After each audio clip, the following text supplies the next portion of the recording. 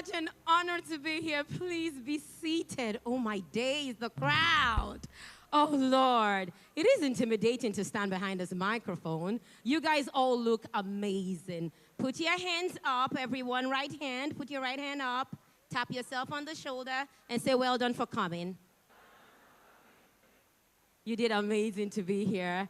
God bless you. God bless you. Thank you so much for having me. The gentleman on the keyboard, just stay with me. I'm going to need you to just go on the keys as you've been doing so far. Thank you so much because it's poetry. I just want to say thank God for the opportunity to be here.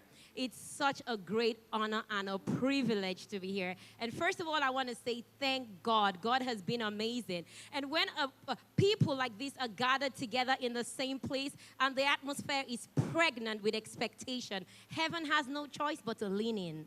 And so I know God is in this place, and I thank him first and foremost for being here. I want to appreciate Pastor Kola and the entire team. I want to appreciate the entire New Wine Church for bringing this together. It takes a visionary leader to bring about a conference like this every single year. What do we say about Lady Bethia?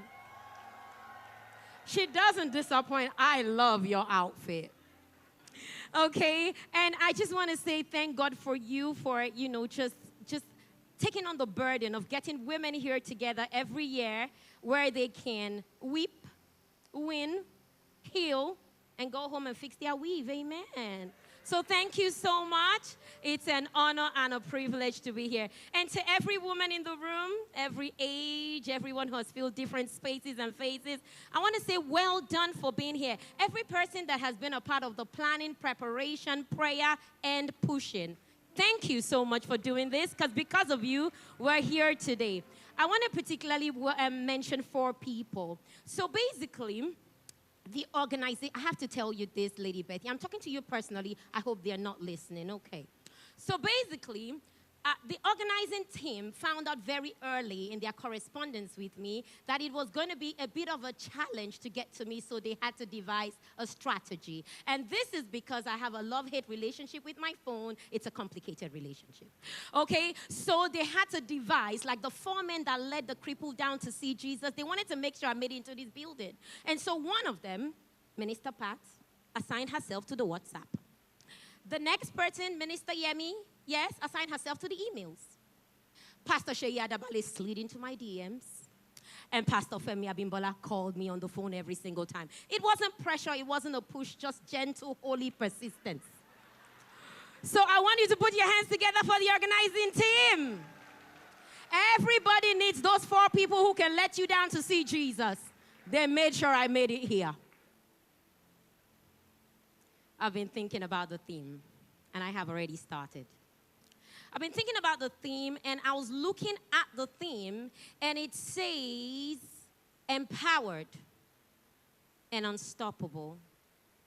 And as I began to look at it, I looked at the 2 words, and the words jumped out at me because they signified a victory and progress and motion. And every single year you get us in here, our Lady Bethia, with those same themes. But when I looked at the theme this year, I found out that it had a deepened meaning, and it was empowered to accelerate. And I said, well, that's true, because it's still about motion, about movement, about progress. And as I began to look at it, I began to realize that there was so much more you wanted us to do in here than just to come. And so I spoke to Lady Bethia, and she sent me a voice note. And in that voice note, there was a replication of a theme and kept saying power, dunamis, movement. And as I began to ruminate on her words, I asked myself, what if we come here and we're empowered, but we are still circling? What if we came here and we're equipped, but still living our lives in repetitive cycles? What happens then? And so I sat down thinking to myself and wondering what life would be like if we just understood what it meant to be empowered, equipped, unstoppable, and accelerated. And heaven must have heard me. Because as I was talking to myself, because you guys know I'm slightly dramatic, right? I saw heaven open up to my conversation. The curtains opened up, and God was on one side, and a people on the other side. And I was so sure they were Israelites when I looked at them. But when I looked closer, it was a collection of women. I looked a lot closer, and I knew that I was in the 21st century church. Basically, I was at this conference. And then God was speaking to them, but he wanted me to pass on a message because he kept saying, you have circled this mountain long enough. So I said, well, that's why they look like Israelites, right? Because that's what he said. Okay? And then I began to realize that he was trying to pass the same message across to the 21st century church. For you to accelerate, you need to leave what you were on the way to where you're going. So I said, that's why he's been saying that. So I then thought about the reason why he must have been speaking to them about circling this mountain too long. That's because you can be stuck in the tyranny of the familiar. And I began to think about the ABCD of that. What does it mean? It means you can be anointed yet not advancing. You can be blessed and bound. You can be called yet circulating. You can be delivered yet delayed. You can be empowered yet not entering. And then I looked again at the number of people he was talking to, and I realized that you can be appointed yet not arising, blessed and still buried, and chosen and not crossing, delivered yet drifting, empowered and not emerging. As I said, it was the tyranny of the familiar. What's the tyranny of the familiar? I had to make sure I put this down so you don't miss any word. It is when things you know so well begin to quietly rule you. Somebody knows what I'm talking about. When the routine becomes comfortable, you stop questioning whether it's actually taking you anywhere. When you keep walking the same paths and rehearsing the same fears, tolerating the same limitations, calling it normal when it's just familiar. The tyranny of the familiar is yesterday's patterns that has kept you in today's prison. You're circling this same mountain, Israelite. You're circling it with the same thinking, but expecting a different future. And long before you know it, you have learned how to live in the wilderness. Your routine is so comfortable, you stopped challenging it. Thinking the same thoughts, staying with the same limits. Let me tell you, the tyranny of the familiar is subtle. It will creep up on you. It does not shout, it whispers. The tyranny of the familiar will convince you that circling is progress. How many of you know that you can move without making any progress? It is just moving. It tells you that next year will be different because we come to Girlfriends Conference every year. But the truth of the matter is that you keep repeating the same patterns the year before. It tells you dress up today, but it delays you with your destiny. And so I realized that as women, the most dangerous place to live is not Egypt. Because I thought about the Israelites. I thought he was talking to them. The most dangerous place you could ever live in is the geographical place called almost. Almost there, almost healed, almost delivered, almost. And as I began to look at what God was saying about this, I realized he had a message called the tragedy of the wilderness. It was never meant to be a destination. Ladies, you're meant to know that the wilderness is a corridor. It's not a destination. It's a passageway. It's a transition. It is only between the deliverance and your destiny. Stop getting comfortable in the middle. You spent 430 years doing the same thing and 40 more years stuck in it.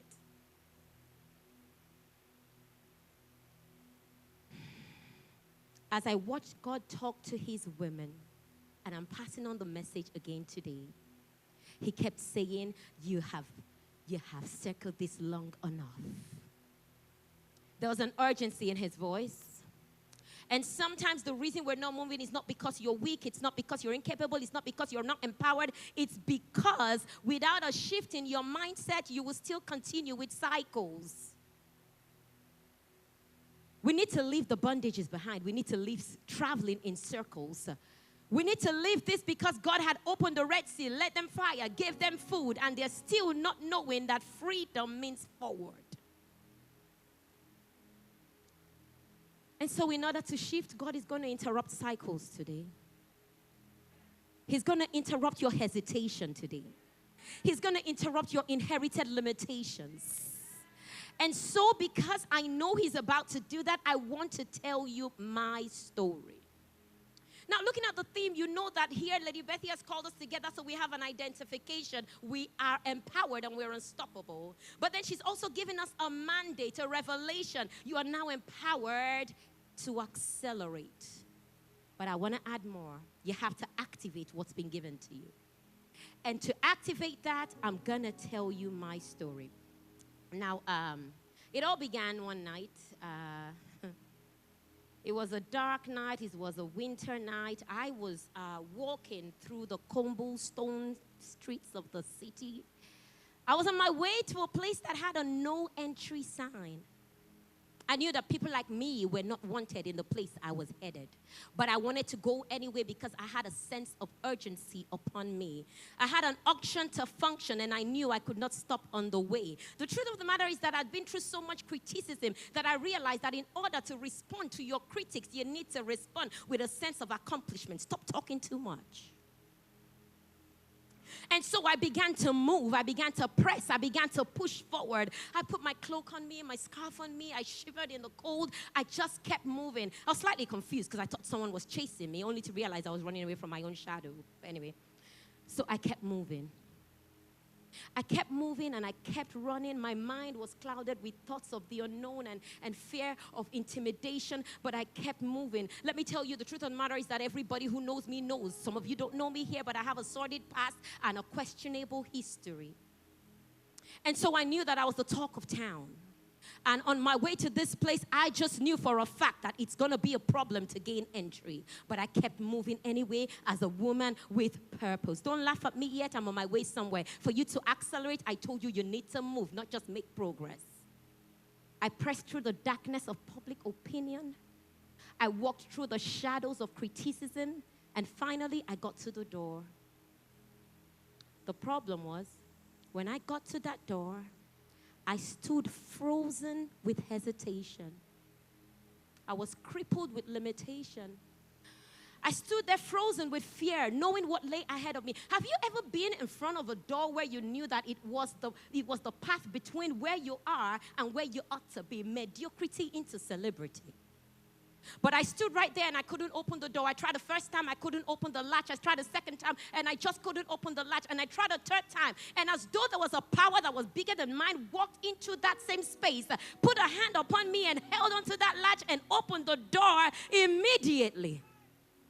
And once the door was opened, I stood there. Because behold, a great and effectual door but before me, but there were many adversaries. Staring at me a bit like you're looking at me right now. I didn't know if to proceed. I knew that people like me were not wanted in the place I was going. So, I decided I was going to move forward. Nothing's going to hold me down now. So I took one step forward, but 2 steps backward in my mind.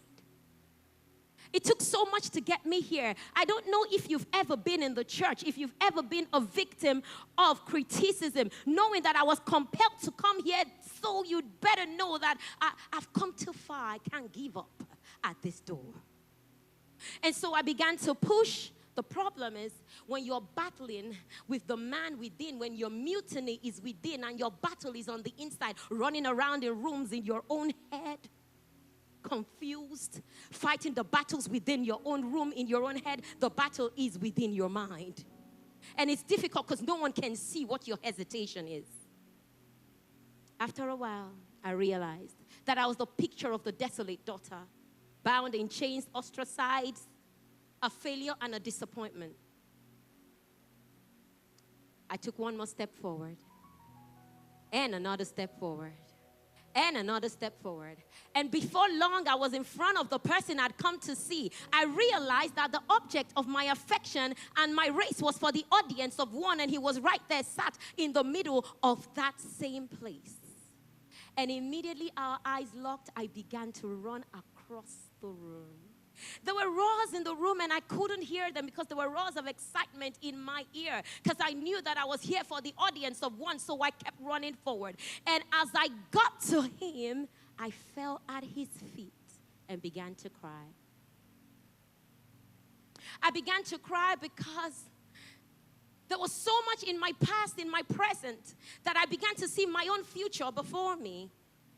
I began to realize that there was so much going on my inside that were finding their way to my very own tear duct. So I began to cry. Now listen, a woman cries when she's happy and a woman cries when she's sad. I couldn't tell you if I was happy or sad, but I was crying.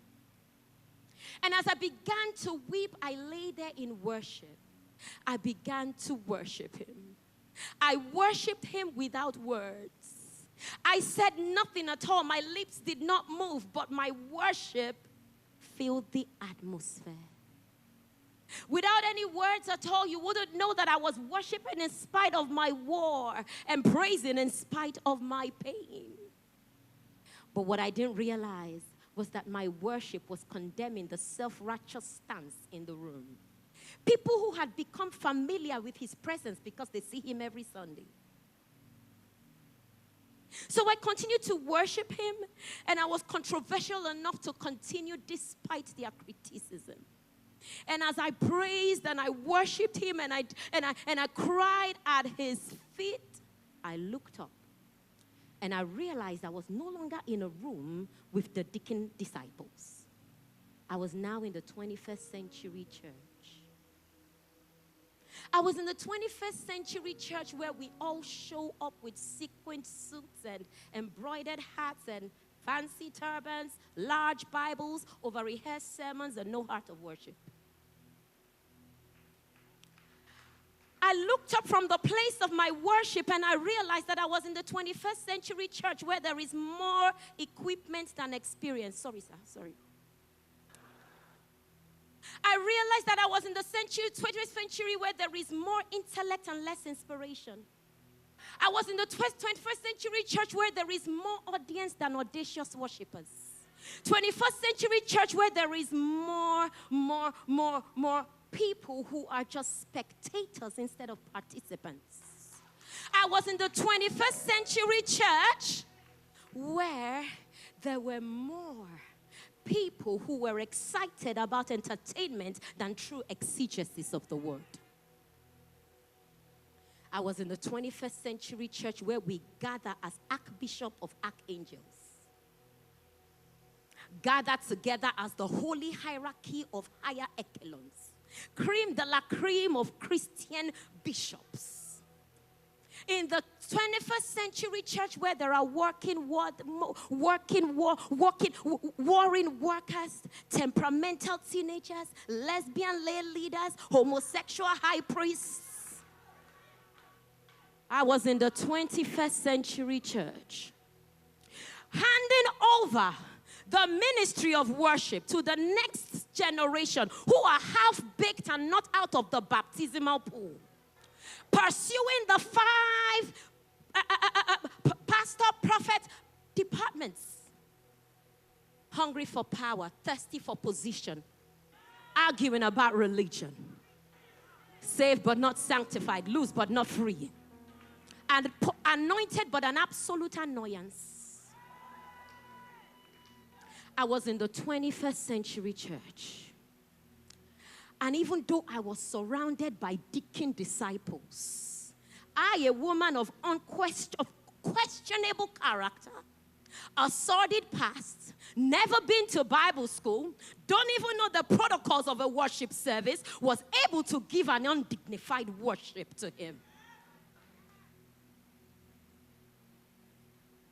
And as I lay there, worshiping, I remembered all of a sudden that I brought him a gift. So I went in and I picked it. And as I picked my gift up, the deacon disciples began to prize my gift. Again, I was staring at the 21st century church who know the price of everything and the value of nothing. They said if I just sold this box in the black market, I will make a lot of money. True. But what is the object of your worship? Because what you chase, you will certainly worship. I was in a place where I decided I was coming to smash my worship on him. Not break it, not pour it, smash it. So you won't be able to put it together because of my vulnerability. And so I took it. But in the 21st century church, we all have that box. You see, my box was made of spikenard. It was imported from India. It was a box of perfume, and it was put together in an alabaster so that you do not have the aroma coming out. But in the 21st century, on Thanksgiving Sunday, 21st century worshipers only give him if God had been good that month. If Jesus had behaved himself and given him a testimony, well, he can get a bit of a dance. If Jesus had been good that day, then maybe they can give him a little bit of their worship. But I had nothing to lose. So I came and I took that box and I opened it up and I smashed it before him. And at the smashing, there was another uproar in the room. They were upset about the way I was pouring my love on him, but what they don't know is what he has done for me. The truth of the matter is that if you understand the heart and the art and the act of worship, women will stop running the world with BBL, MNOQ. If you understand that with the heart and the art and the act of worship, you can alter atmospheres. If you understand that with the heart and the act of worship, you will be able to accelerate without knowing anyone in the room. And so I tapped into the one thing I had. I came with a box of worship. Somebody needs to hear me today. Because sometimes the reason you're not accelerating is that you've not tapped into that which you need to. The way to move is to start on your knees. So I lay there and I poured it on him. And it all came out. And he could feel my worship. And as I began to pour it on him, he could feel my worship. And then I stood up. And I remembered one last thing. It was time to loosen my hair. You see, in my day and time, when a woman loses her hair, she's a loose woman. Listen, I had male customers. I had nothing to lose. So I loosened my hair, and I began to wash his feet. I washed his feet with my hair. I washed away everything I'd been through. I knew that I could not leave that same place the same way I came. In order for you to accelerate, you need to understand that it starts at his feet, in his presence, broken like a bride. And so as I lay there, I wiped his feet with my hair. And as I did that, I stood up. As I began to walk away, he looked up and said, "There is nowhere the gospel will be preached without her being mentioned." I don't have a Facebook following. I don't have an Instagram account. I am the nameless, faceless woman with the alabaster box. But wherever the gospel is preached, I am mentioned because I learned to bring my heart, my art, and the act of worship before God. Your liposuction is not going to make you alter atmospheres. Your boardroom is not going to make you alter atmospheres. It is your heart, your art, and your act of worship. I want you to lift up their hands. If there's someone in here who can hold a microphone and just hear me say, I'm coming back to the heart of worship. God just wanted me to tell you that I'm coming back to the heart of worship. I need a choir member to help me as I walk away from here. Just know that it's your heart and your act of worship. I'm coming back. Come on, these women understand the assignment. Lift up your hands. I want you to take 1 minute and pour your alabaster. Everybody has the box in the room. I don't want you to open it. I don't want you to tilt it. I want you to smash it.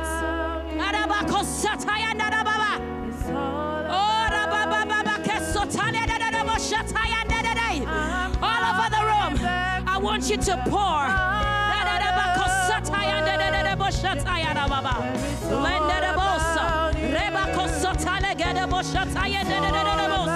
Nembradosa, telebosh, terabakayen.